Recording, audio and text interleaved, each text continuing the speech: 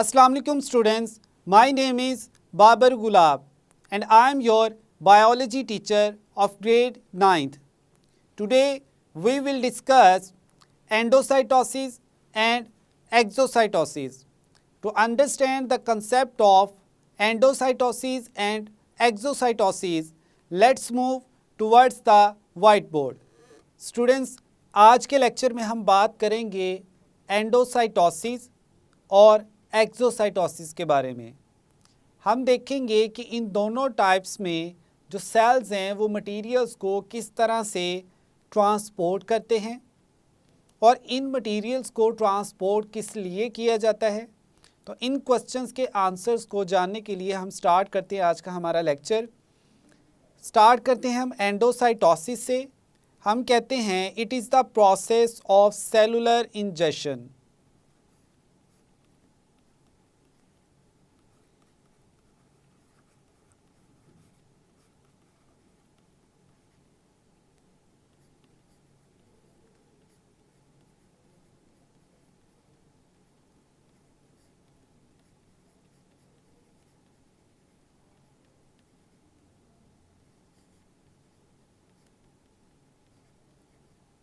Injection का मतलब होता है टेकिंग इन, यानी सेल्स जो हैं वो मटेरियल्स को इनसाइड मूव करते हैं।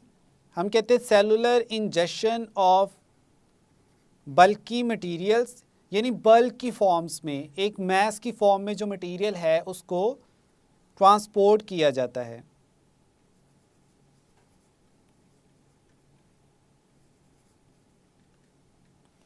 Bye the infolding of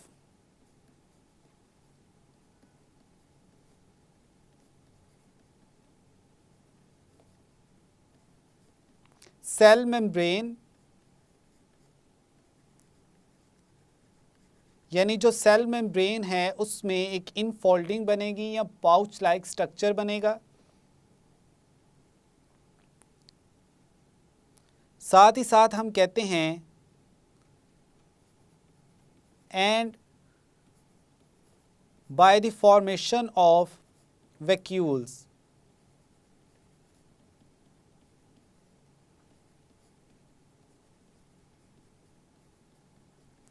vacuoles की फॉर्म में जो मटेरियल्स है उसको पैक करके सेल के अंदर लेके जाते हैं। तो इस प्रोसेस को हम कहते हैं एंडोसाइटोसिस। अब इसको हम इमेज की हेल्प से अंडरस्टैंड करते हैं। ये हमारे पास इमेज है, इसमें हम सिर्फ एंडोसाइटोसिस को एक्सप्लेन करेंगे। सबसे पहले स्टूडेंट्स ये हमारे पास है सेल मेम्ब्रेन।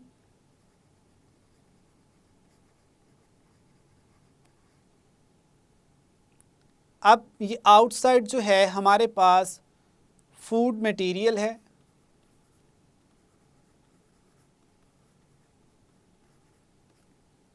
अब इस मटेरियल को जो है सेल के अंदर लेकर जाना है। सबसे पहले जो सेल मेम्ब्रेन है उसमें एक इनफोल्डिंग क्रिएट होगी, या हम कहते हैं एक पाउच लाइक स्ट्रक्चर बनेगा by the infolding of cell membrane.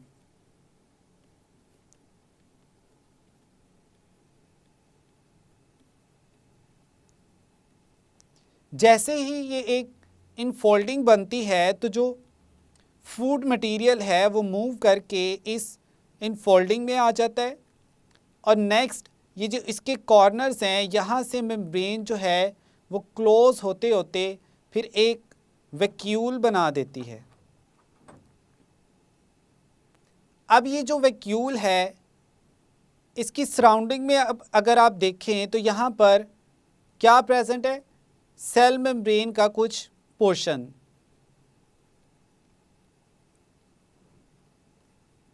यानी ये एक वैक्यूल बनाने के लिए किस चीज़ को यूटिलाइज किया गया है, सेल मेम्ब्रेन को। अब ये हमारे पास क्या है, वैक्यूल। तो इस तरह से ये जो वैक्यूल है ये बनाए जाते हैं। अब इसके अंदर जो है फूड मटेरियल्स है, सॉलिड भी हो सकते हैं और लिक्विड भी हो सकते हैं। अगर तो सॉलिड मटेरियल्स को सेल के अंदर लेकर जाया जा रहा है तो इसको हम कहते हैं फेगोसाइटोसिस,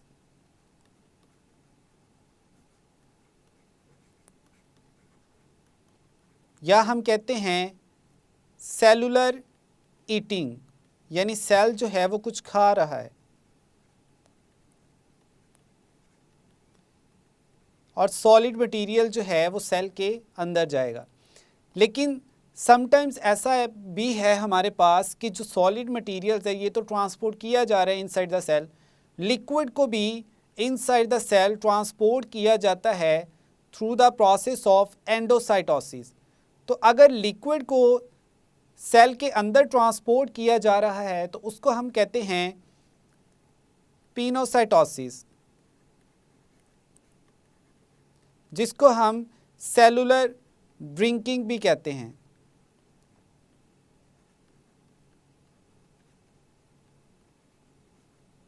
तो अब ये जो एंडोसाइटोसिस है इसकी हमने फर्दर 2 टाइप्स देखी। अब नेक्स्ट जो होता है, इस वैक्यूल में से जितने भी एसेंशियल कंपोनेंट्स हैं उनको with the help of lysosomes breakdown के बाद सेल में एब्जॉर्ब कर लिया जाता है और जो रिमेनिंग वेस्ट है अब उसको सेल से आउटसाइड जो है वो ट्रांसपोर्ट कर दिया जाएगा। अब इस वैक्यूल्स में से आप देख सकते हैं कि ये जो एसेंशियल न्यूट्रिएंट्स थे या कंपोनेंट्स जो सेल्स को रिक्वायर थे वो अब सेल के अंदर ही प्रेजेंट हैं, जबकि जो वेस्ट था उसको सेल से बाहर ट्रांसपोर्ट कर दिया गया है।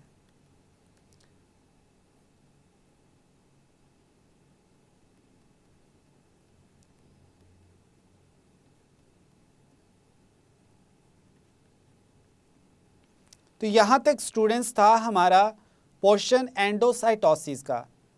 अब अगर इसमें आप देखें कि एंडोसाइटोसिस में कहीं भी किसी किस्म की भी कोई एनर्जी यूटिलाइज नहीं हुई, सिंपली जो फूड मॉलिक्यूल्स हैं वो मेम्ब्रेन के साथ फ्यूज़ करते हैं, मेम्ब्रेन एक इनफोल्डिंग बनाती है, पाउच लाइक स्ट्रक्चर बनाती है, फूड मटेरियल्स उस पाउच में आ जाते हैं और फिर जो मेम्ब्रेन है वो कट ऑफ होके एक वैक्यूल बना देती है।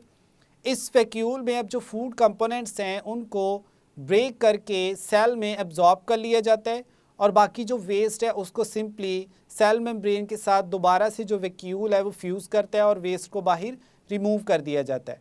अब इस पूरे प्रोसेस में जो है वो एनर्जी यूटिलाइज नहीं होती, तो एंडोसाइटोसिस को हम कहते हैं कि ये भी क्या है, पैसिव ट्रांसपोर्ट है।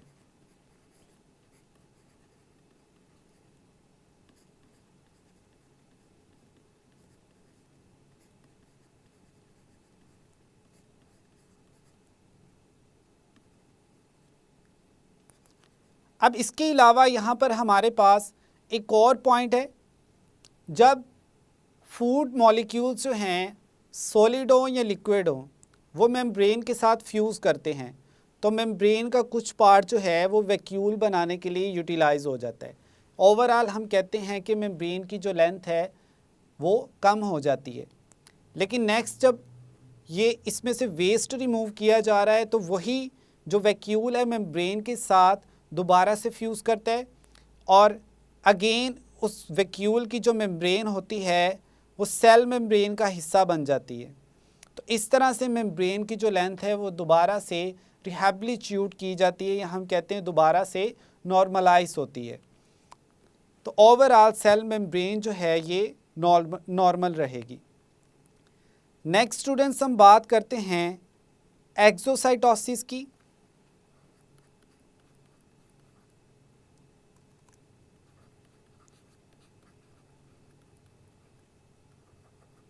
इसमें हम कहते हैं the movement of materials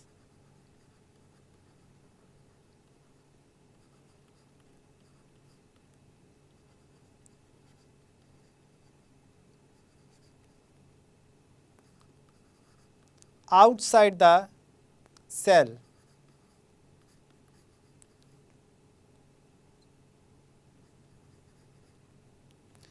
is called exocytosis.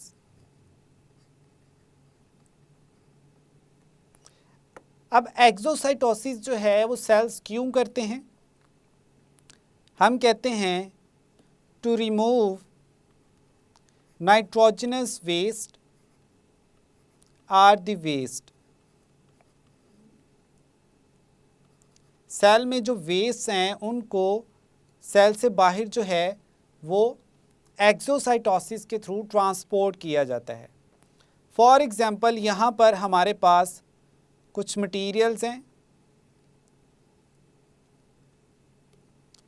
अब ये जो मटेरियल्स हैं इनको क्या किया जाएगा, सबसे पहले वैक्यूल की फॉर्म में इनको पैक किया जाएगा।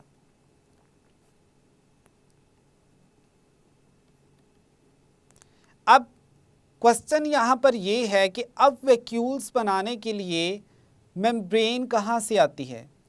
तो ये जो वेस्ट रिमूव किया जा रहा है इनके सराउंडिंग में जो कवरिंग है वो बनाते हैं गोल्जी अपरेटस।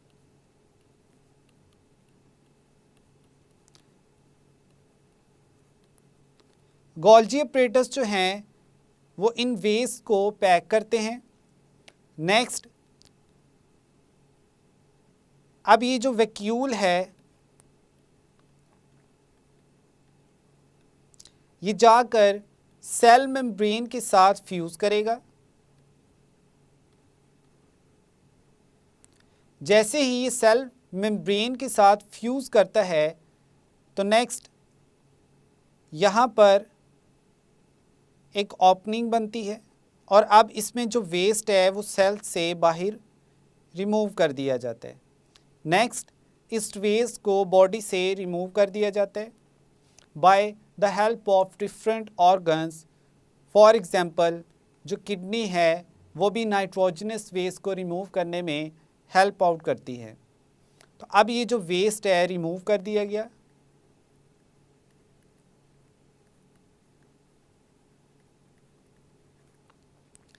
अब जैसे ही ये जो वैक्यूल है ये मेम्ब्रेन के साथ फ्यूज़ करता है तो अब जो इसकी मेम्ब्रेन थी वो सेल मेम्ब्रेन का हिस्सा बन जाएगी। सेल की जो मेम्ब्रेन है उसका हिस्सा बन जाएगी। इसको हम रेड कलर से रिप्रेजेंट करते हैं। तो इन शॉर्ट हम कहते हैं कि जो एंडोसाइटोसिस है और एक्सोसाइटोसिस है, अब इनमें डिफरेंसेस क्या हैं ये भी देख लेते हैं। एंडोसाइटोसिस में मटेरियल्स जो है वो इनसाइड द सेल मूव करते हैं।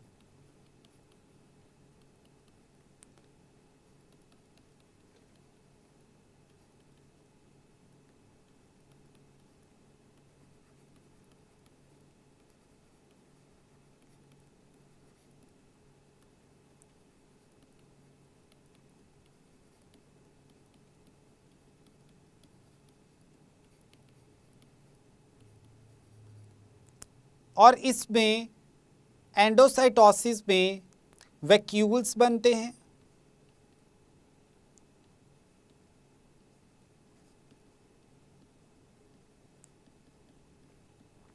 एक्सोसाइटोसिस में हम कहते हैं कि मूवमेंट जो है मटेरियल्स की वो आउटसाइड द सेल होती है, यानी मटेरियल्स को सेल से बाहर ट्रांसपोर्ट किया जाता है।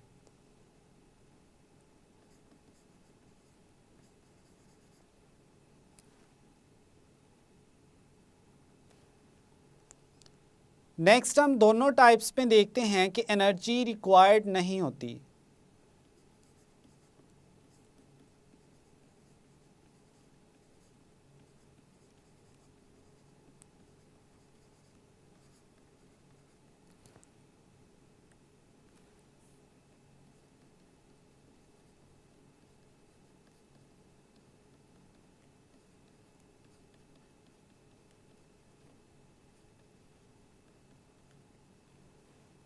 अब चूंकि दोनों में एनर्जी नहीं रिक्वायर्ड होती तो इनको हम पैसिव ट्रांसपोर्ट भी कह सकते हैं।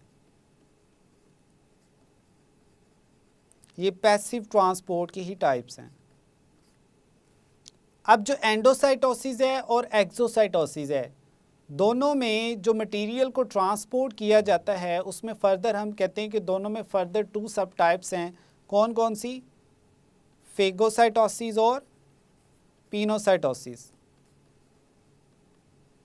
और सेकंड है हमारे पास पिनोसाइटोसिस।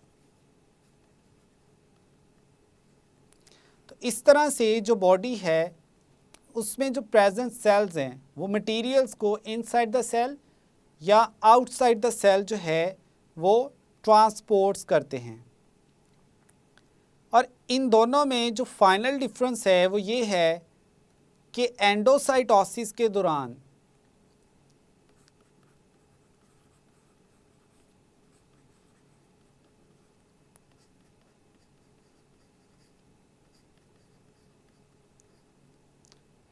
जो सेल मेम्ब्रेन है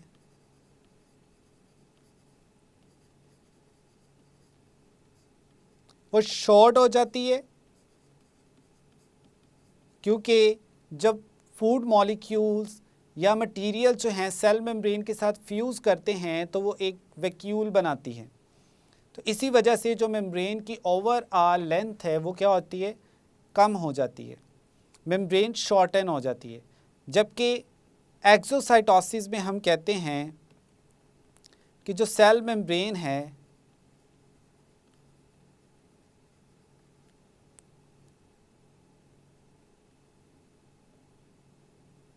वो इंक्रीज़ करती है साइज़ में।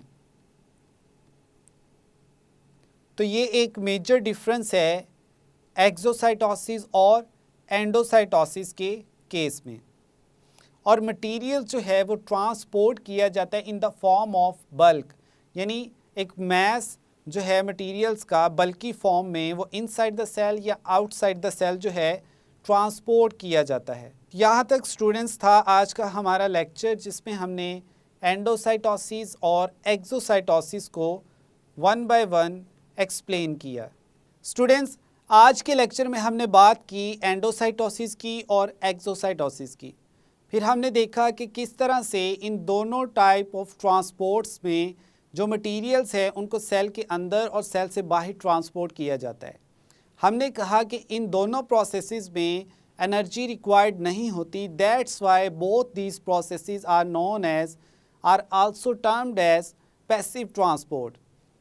फिर हमने बात की कि जो एंडोसाइटोसिस है उसमें जो सेल मेम्ब्रेन है वो शॉर्टन हो जाती है, जबकि जो एक्सोसाइटोसिस है उसमें सेल मेम्ब्रेन जो है वो वाइडर हो जाती है। और दोनों जो ट्रांसपोर्ट है इसमें सॉलिड मटेरियल्स और लिक्विड मटेरियल्स को भी ट्रांसपोर्ट किया जाता है इनसाइड द सेल और आउटसाइड द सेल्स।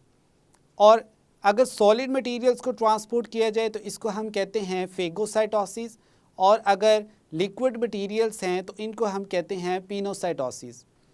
तो यहाँ तक था स्टूडेंट्स आज का हमारा lecture. I hope now you have a clear idea about endocytosis and exocytosis. मिलते हैं नेक्स्ट लेक्चर में। अल्लाह हाफिज़।